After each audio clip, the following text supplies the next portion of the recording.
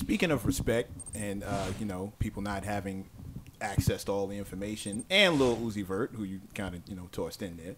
Now, he's from your camp. Yeah. He said some things that people would take as disrespect towards Premier on that interview. I'm sure you saw it. I'm sure you even answered this before. But you didn't answer me, so I'm asking you. What did somebody sit him down and talk to him later on? How did you handle something like that? Actually, him and Premier wound up talking via social media.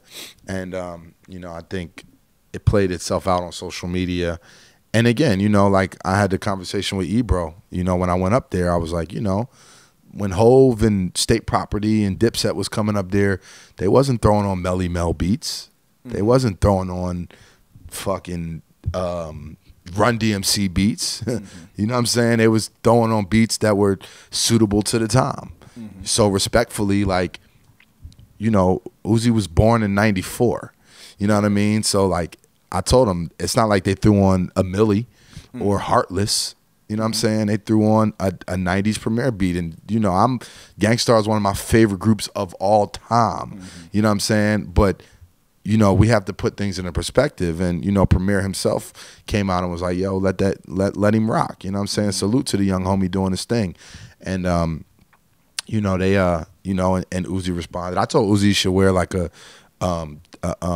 Gangstar shirt on the cover of XXL, like, you know what I mean? But, you know, it's just, again, I just feel like some of the controversy in that is the generational gaps in hip hop. And a lot of times these generational gaps come because, you know, one generation doesn't respect the other generation. But who's to blame?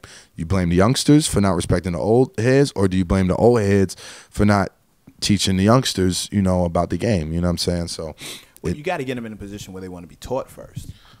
I mean, but then you got it. Then there's a position where, you know, they can teach others. Oh no, you see what I'm saying? So I'm not asking for a one-way street. Absolutely, but you know, and I mean, that's just, you know, that's I think that comes with time, with age. You know what I'm saying? These kids are young. You know, it's 17, 18, 19, 20, 21. You know, I didn't really make it or get on until I was 25. Now, granted, I was still very informed that at 19 and 20 of, you know, who came before me and so forth. But, you know, it's music, man, and it's a feeling, it's a vibe, you know, and I think that's the most important thing. There's two things I'll hit you